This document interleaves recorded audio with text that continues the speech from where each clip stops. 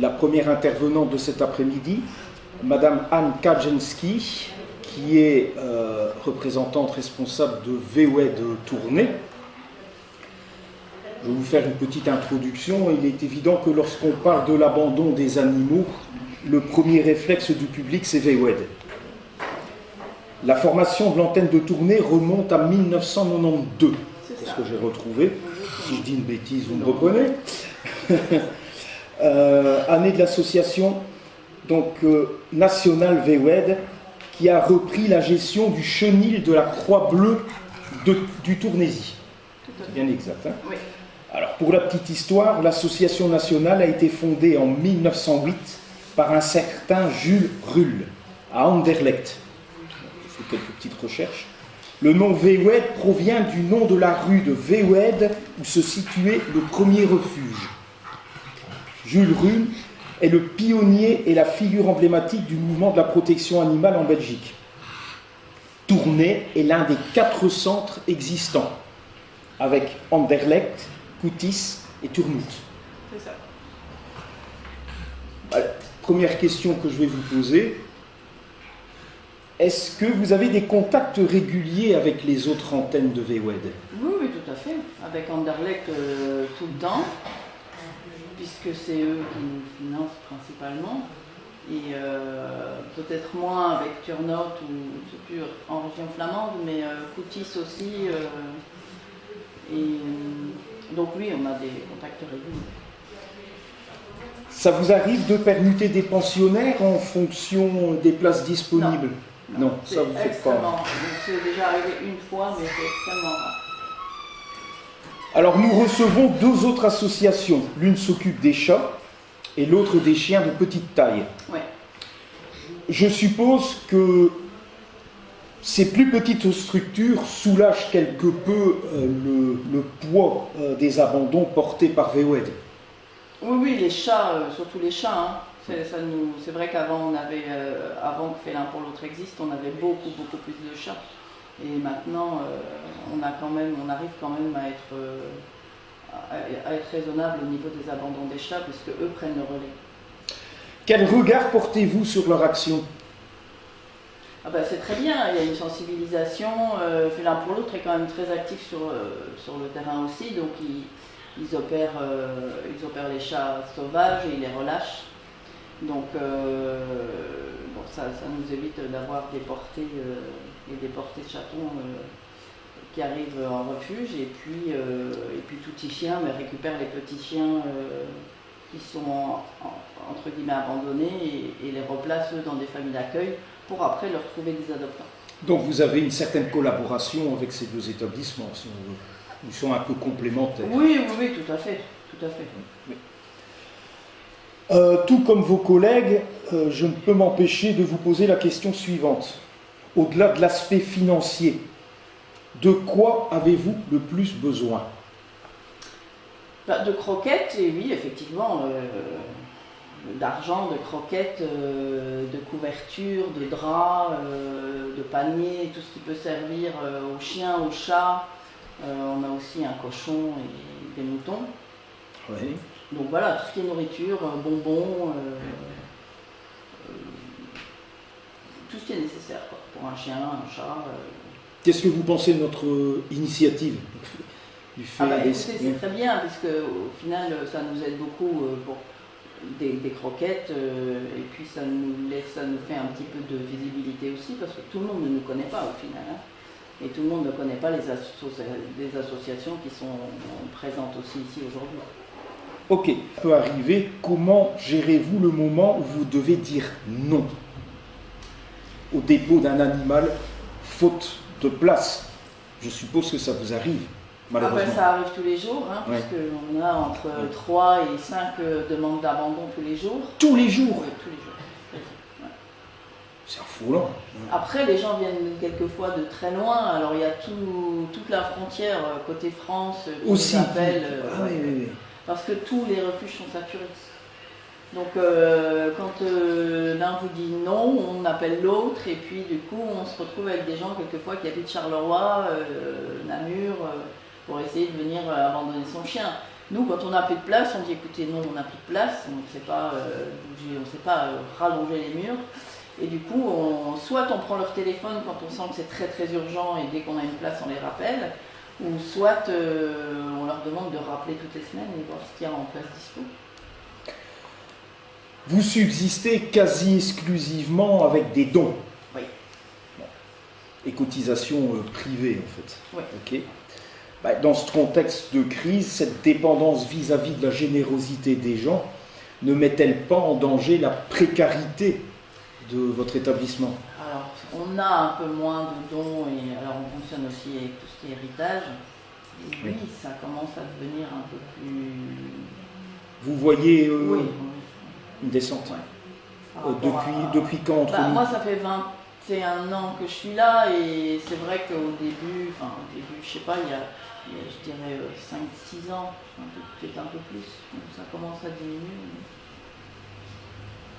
Comment se passe une journée type au refuge de Véoued? Vous pouvez me décrire votre journée?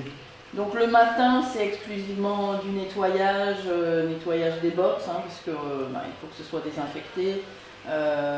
Donc ça jusqu'à quasi 13 heures, comme en plus on est complet quasi tout le temps, ça met beaucoup plus de temps. Donc jusqu'à 13 heures, c'est que le nettoyage. L'après-midi, entre les nettoyages, on sort les chiens toutes les 30 minutes pour qu'ils puissent aller dehors et puis qu'ils puissent un petit peu faire leurs besoins aussi.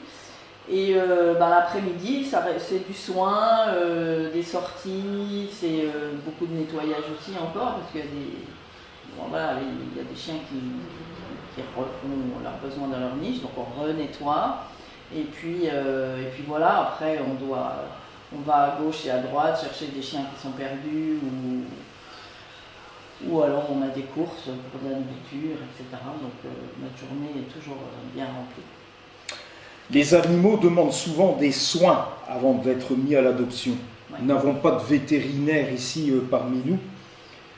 Sans en faire la publicité, est-ce que vous avez des vétérinaires qui ont un grand cœur et qui viennent vous aider? On a 2 vétérinaires qui sont chez nous et qui se relaient. Oui. On en a un une tarif modéré, quoi. Voilà. On en a une principale et puis une autre qui est aussi là en soutien au cas où. C'est vraiment primordial pour vous, parce que c'est sinon... obligatoire de toute façon.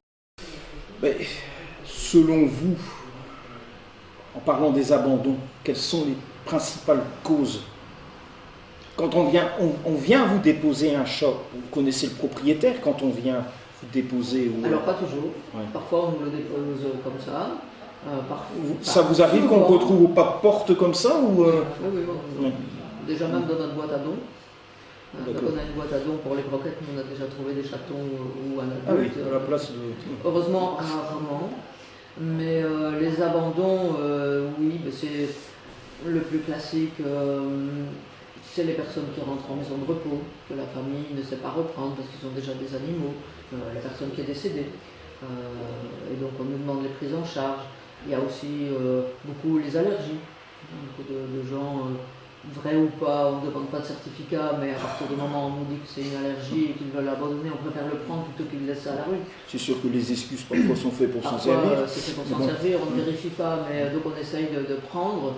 Qu'est-ce qu'il y a encore comme abandon? Il y a aussi les problèmes financiers. Cette année, je trouve qu'on a eu beaucoup de personnes qui avaient perdu leur logement et qui n'avaient pas d'autre choix que d'abandonner leur animal. Ils nous demandaient des pensions, mais on ne sait pas faire les pensions, c'est pas possible. On n'a déjà pas de place pour nos animaux qu'on doit récupérer. Alors les pensions, on ne sait pas. Peut-être que si un jour on a la chance d'avoir une maison, peut-être qu'on pourra penser à faire des pensions pour des personnes qui sont en difficulté, hospitalisées, perte de logement et ainsi de suite. Mais pour l'instant, c'est pas possible. On a un agrément pour 67 Ce qui est intéressant pour la sociabilisation, vous avez des maisons de retraite où les pensionnaires peuvent prendre leurs animaux de compagnie. Oui. Mais ça existe. Ça existe. Ça existe. Ça existe. Ça existe. Bon, ça existe. Et il y en parfois même quand la personne décède, l'animal reste l'animal fétiche de la maison de repos, mais proportionnellement c'est rare. Beaucoup ont des difficultés avec leur sang. Alors, j'ai vu aussi, c'est intéressant, vous parlez de familles d'accueil. Comment vous sélectionnez ces familles d'accueil? Apparemment, j'ai vu qu'elles seraient au nombre d'une trentaine pour le moment. Je suppose qu'il y a le biotope, l'environnement qui détermine le fait que vous confiez un ou des chats à telle ou telle personne. Donc, comment ça fonctionne en fait? On a des familles d'accueil qui sont déjà existantes depuis la création ou quasi de l'ASBL. Régulièrement, on fait des appels, surtout en période de chatons, parce que les familles d'accueil, c'est principalement pour chatons avec ou sans maman. On les fait grandir en famille d'accueil et ils sont adoptés au départ de ces familles d'accueil. Parce qu'au refuge, on est déjà en surpopulation d'adultes, donc on essaye de mettre au maximum en famille d'accueil. Et puis les chatons arrivent en refuge quand on a vraiment plus de place. Alors ces familles d'accueil, quand on fait appel, on sélectionne d'abord pour le lieu. Donc on doit avoir un délai qui est maximum pour les familles d'accueil. On ne peut pas prendre par exemple une famille d'accueil qui est à Mons ou plus loin. Donc, on doit avoir des familles d'accueil qui sont relativement proches. Elles doivent avoir une pièce à part.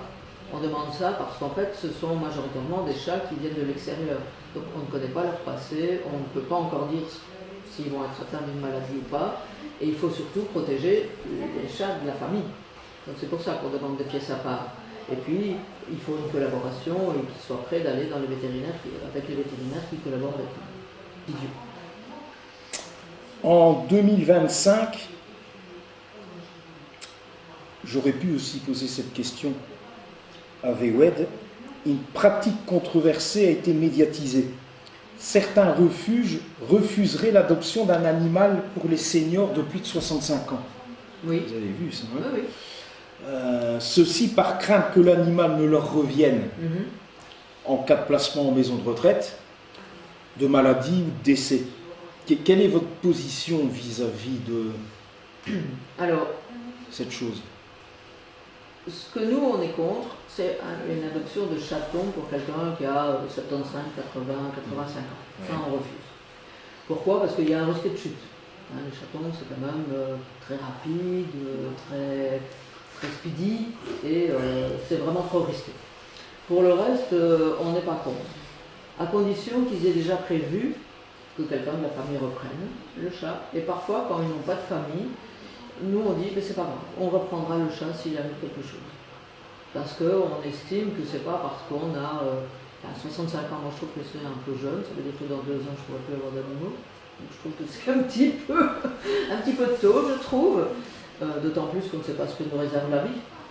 Je pourrais partir dans 1 an, et une personne de 87 ans pourrait peut-être encore vivre 10 ans, on n'en sait rien. Oui, oui. Donc, mais si une personne se dit, moi je veux bien prendre un chat de 8 ans, 10 ans... Vous êtes plus à adapter l'âge de l'animal par rapport à l'âge de la personne pour faire un espèce d'équilibre entre les deux. Oui, oui. Moi je trouve... La question que j'ai envie de vous poser, c'est pourquoi avoir choisi de vous consacrer exclusivement aux chiens de petite taille? Parce que je n'ai pas le droit de faire les grandes tailles. Tiens bon. Voilà, en fait, comme je vous dis, la région wallonne met vraiment des obligations à suivre. Et quand ils demandent une cage de secours, donc c'est une cage de secours, on met les chiens en quarantaine de maladies. Et le chien a besoin d'un certain nombre de mètres pour être à son aise.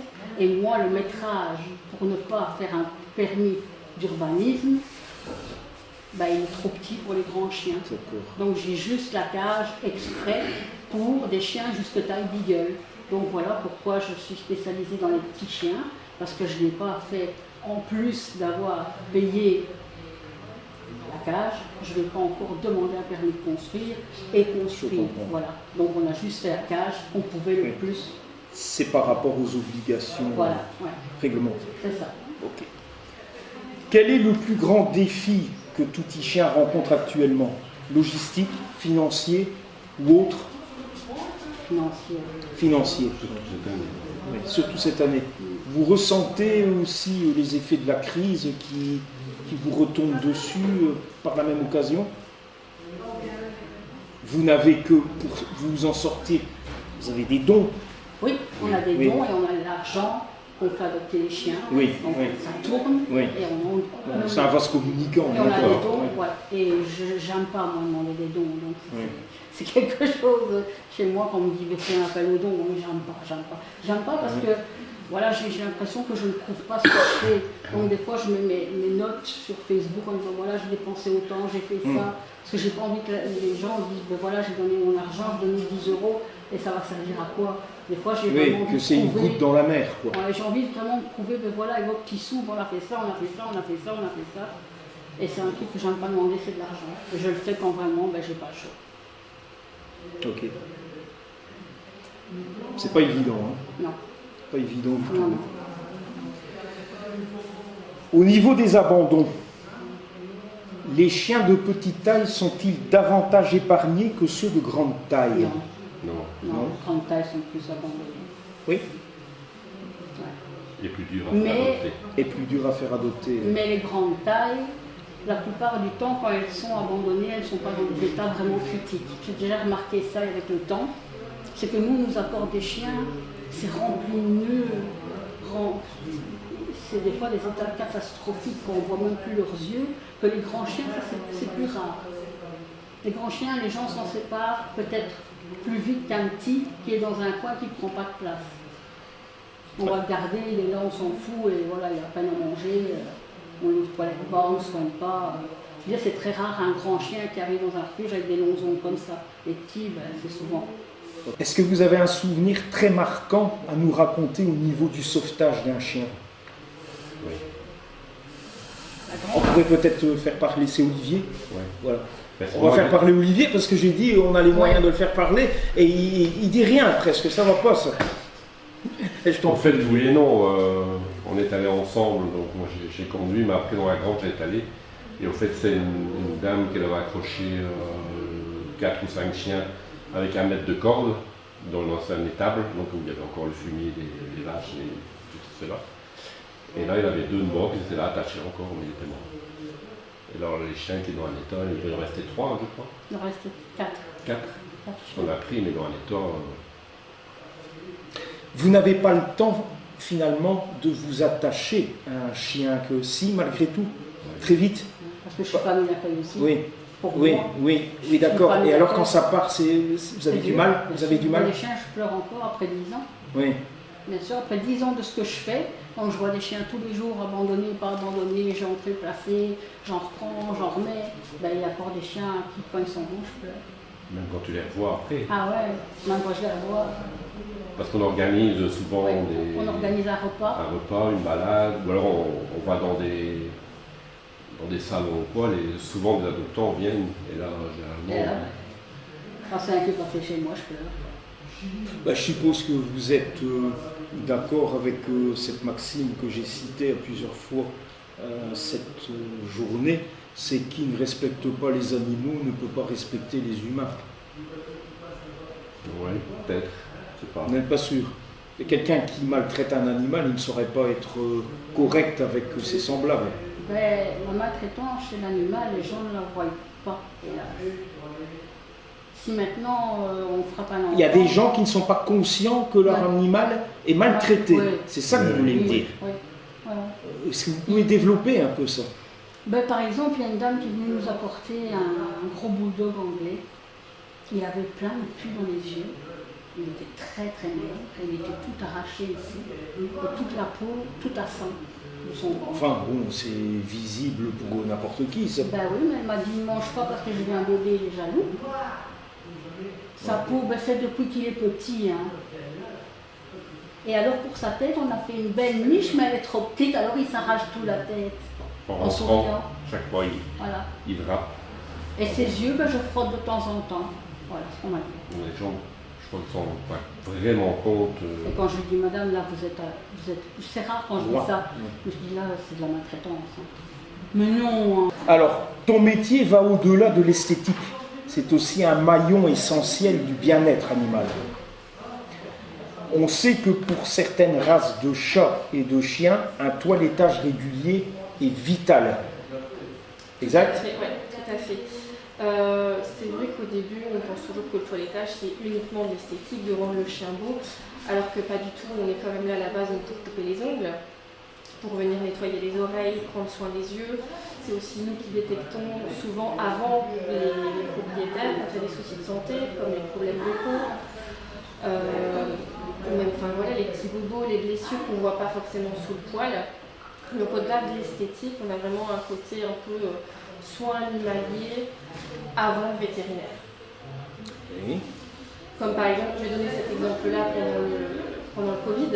Oui. J'ai été obligée de fermer du coup pendant 2 mois et 2 mois et demi, je pense.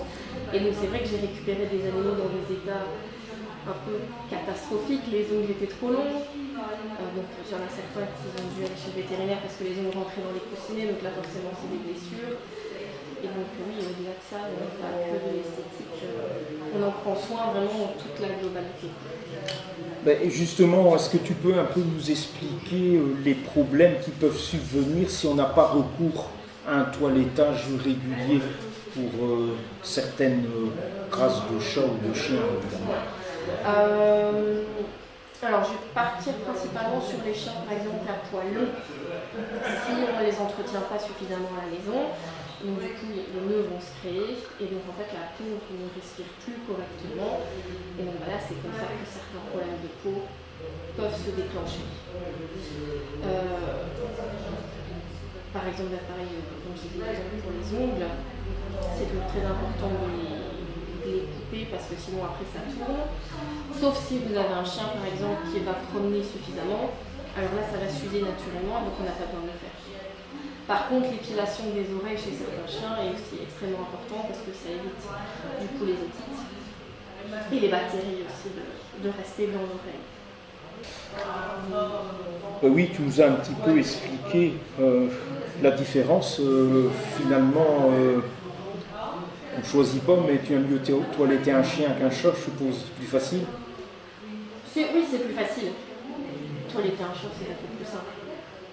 Mais j'ai pas de préférence. En soit j'aime faire les deux. Et c'est comme je dis, les lapins, les cochons, c'est pareil, j'aime tout faire. On a d'office des préférences et dans mon équipe, on a tout. Tu fais aussi des lapins et des cochons d'Inde. Ah oui. Ça c'est important, je ne savais pas. Ouais. Il n'y en a pas beaucoup qui le font, mais moi je le fais. J'ai pas beaucoup de cochons d'Inde, mais j'ai plus de lapins. Ouais. Surtout des lapins angora qui ont beaucoup de poils, donc nécessite aussi. Oui, là les lapins, je ne pense pas que ça pose beaucoup de problèmes. Non. Il faut juste éviter qu'ils stressent de trop. Alors, on a une mouche qui nous aime bien ici. Alors, dans ton salon, entre l'eau et le bruit du séchoir, l'animal peut être particulièrement très anxieux. Il peut aussi ne pas apprécier d'être manipulé. Comment arrives-tu à l'apaiser?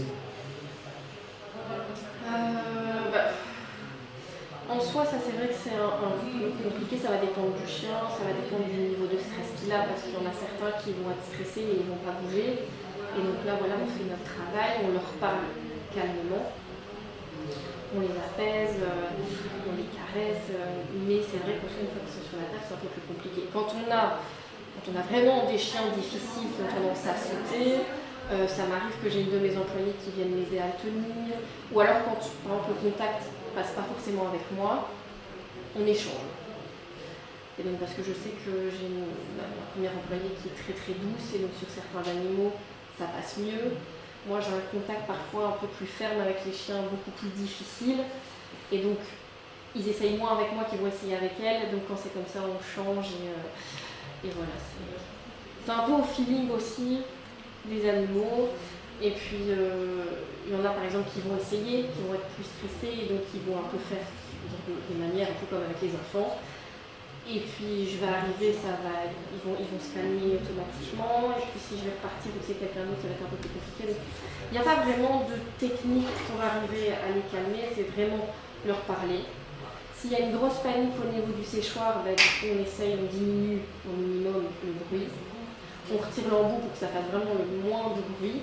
Mais bon, au bout d'un moment, on est quand même obligé de le sécher parce qu'on ne peut pas le rendre non plus tout mouillé. Donc ça prend plus de temps, on prend un petit peu plus de temps avec eux, mais au bout d'un moment, ça va, ça se calme, on comprend qu'il n'y a rien de méchant et tout va bien. Il y a en fait un dialogue qui s'installe un peu. C'est ça. Et, tu leur parles constamment? Oui. Pour les apaiser, oui. Je veux dire, je ne leur parle. Sur 1h30 de toilettage, je ne vais pas dire que je leur parle pendant 1h30, mais oui, c'est très long. On continue très souvent. Et puis, comme ils reviennent régulièrement, est-ce que c'est pas plus facile Ah ben si, parce qu'ils comprennent. Il y en a qui n'aiment jamais. Il y en a, je les vois arriver, ils sont devant la porte, ils traversent. Ouais. Ils ne veulent pas rentrer. Il y en a d'autres, ils comprennent qu'au bout d'un moment, c'est pas leur tasse de thé, mais ils vont se laisser faire, ils comprennent que ça fait pas mal, qu'il n'y a rien de méchant. Et souvent, à la fin, ben voilà, ils sont avec nous, ils jouent, ils ont des petits jouets, j'ai des petits jouets dans le salon, donc ils peuvent même aller sur la terrasse dehors, donc après ils peuvent se détendre. Donc non, au bout d'un moment, ils arrivent à comprendre. Il y en a qui n'aimeront jamais et avec qui ça ne passe pas. Et ça, malheureusement, je ne sais pas faire grand-chose. Alors, cela devient donc une sorte de technique de soins coopératifs, c'est ce que j'expliquais. L'animal devient un acteur de son toilettage, quelque part. Oui. Plutôt que de le subir. Oui, c'est ça. Je pense qu'on a fait le tour. Hein. Au bout d'un moment, on pourrait dire ça, en fait, c'est aussi à lui, je veux dire, de prendre sur lui, et puis il doit comprendre, parce qu'il y en a certains qui n'aiment vraiment pas, et alors comme je dis, il faut vraiment des airs aussi. Je veux dire un peu, je vais prendre cet exemple-là d'un enfant qui est chez le coiffeur, qui hurle, alors qu'il n'y a pas de raison de crier. Ben, il y a des fois, le chien c'est pareil, il est juste attaché sur la table, accroché, et il se met à hurler, et puis on attend. On le regarde, et puis on dit, il n'y a rien, puis après au bout d'un moment il comprend. Ouais, faut le temps ça se passe. Et alors vraiment, on dirait vraiment qu'il faut que la pièce elle tombe, et puis après c'est bon. Donc on dit c'est bon, on peut y aller, et puis après ça se calme. Mais c'est vrai que c'est un sketch parfois. Patricia, je suis très impressionné par le spectacle que tu parviens à réaliser avec des chats. Oui. C'est une complicité incroyable. Incroyable. Nous allons découvrir comment tu parviens à concilier les exigences d'un spectacle itinérant avec le bien-être de tes compagnons. Le chat a un caractère très indépendant. Quelle technique utilises-tu pour que l'exercice reste un jeu pour eux? Donc cet exercice est un jeu pour eux. Tu peux t'en expliquer? C'est très facile. Très facile. Oui, j'ai cherché ça. Les chats, ils sont pas nés chez moi. Ils avaient 2 mois et je les cherchais sur... Après, je suis les chercher. Je les mis pour quelques mois dans une petite caravane, dans un petit panier, parce qu'ils sont été 3, frères et 2 sœurs. Et je les tout le temps, toutes les journées à regarder. Je perdais des heures avec eux, avec une lampe pour le soleil, pour les chariots, ils sont très petits, 2 mois. Et puis je dis, oh c'est chouette, j'ai fait quand même un numéro. Parce que ça fait que j'ai fait 30 ans avec les chèvres. Je dis maintenant je vais faire le même numéro, peut-être changer quelques trucs, mais avec les chats, c'est aussi chouette. Alors j'ai commencé, j'avais 3 mois et demi, j'avais très peu de matériel, parce que sans matériel tu ne peux rien faire. Et je voyais que les chats, ils m'écoutent bien. Premier, il faut donner qu'il y a ta confiance. Deuxième, il faut qu'ils prennent le nom, parce que tous les animaux, c'est moi, ils ont des noms.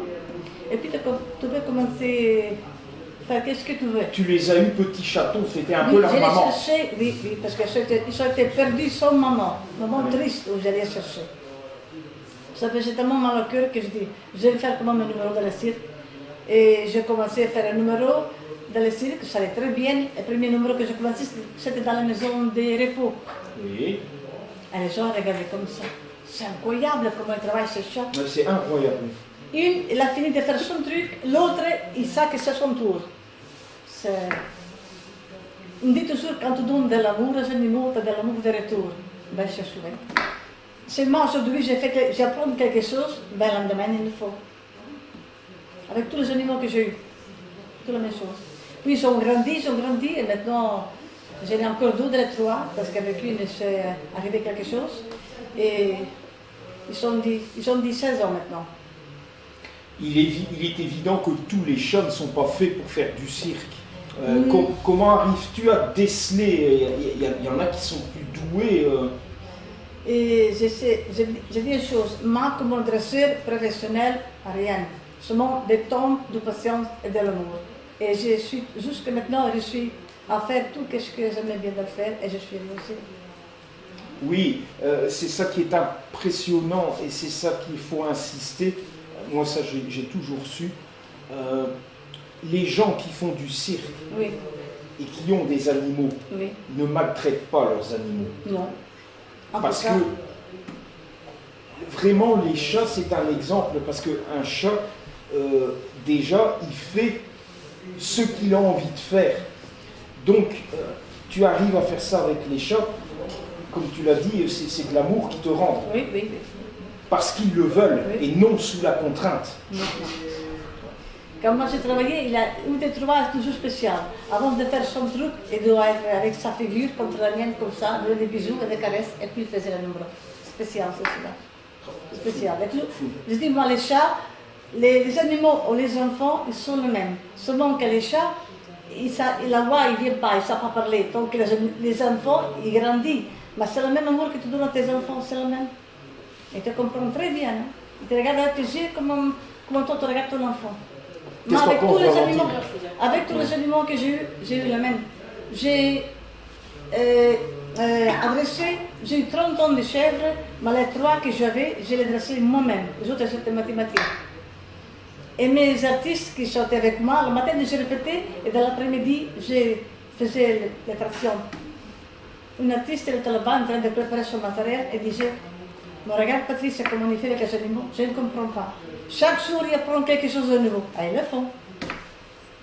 Oui, je le répète, c'est exceptionnel. Ça donne quand les animaux, ils font du bien travail, comme toi tu le penses. C'est chouette, ils donnent de toi, c'est pas que c'est incroyable. Ben, les chats sont des animaux territoriaux. Comment arrives-tu à gérer quand même? Ils ont quand même un stress qui est lié au déplacement et au nouveau lieu. Non, stress, non. Moi, je me dis ça. Non. Tu fais vraiment corps. Ils sont nés dans une caravane et ils sont grandis. Après, je leur donnais une grande place. Ils pouvaient bouger tant qu'ils pouvaient. Et moi, je les chaque jour 3-4 heures avec eux, tout le temps, comme ça. Et quand ils me voyaient, c'est de l'amour.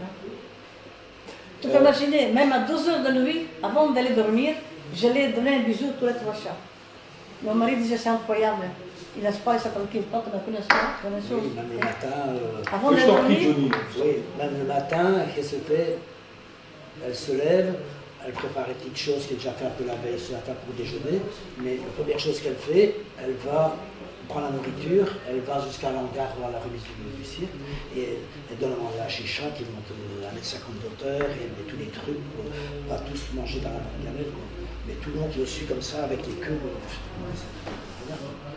Et là, tout ce qu'elle veut. Donc en dehors de l'activité, pour le moment, je me focalise toujours sur les chats. Comment un petit peu s'organise le quotidien de tes chats quand ils ne font pas leur numéro, ils vivent comme les chats normaux, il n'y a rien de spécifique. Ils sont en liberté, même pas enfermés dans une cage. Non, ils sont en liberté. Sauf le transport. Seulement pour le transport, ils savent que quand je vais prendre, que c'est pour travailler. Malgré le transport, si on fait un gala pour les écoles ou les maisons de retraite, eh bien, ils ont une caisse la moitié de la table, mais 3 chats. Mais malgré tout, elle met à manger quand même dedans un peu ou des choses. On a plus de 30 pigeons qui sont dans des séparations, ils sont à 10 dizaines chacun, séparation, mais elle met toujours à manger. Or que d'autres artistes qui travaillent avec des bêtes ne donnent pas à manger aux bêtes jusqu'à ce qu'ils travaillent, qu'ils ont besoin, qu'ils obéissent. Elle, c'est l'amour de vouloir. Parce qu'un chat, quand il ne veut pas, par exemple, il est ailleurs et il cherche à s'échapper. On joue même des galas qui a la musique, les enfants qui crient et tout ça.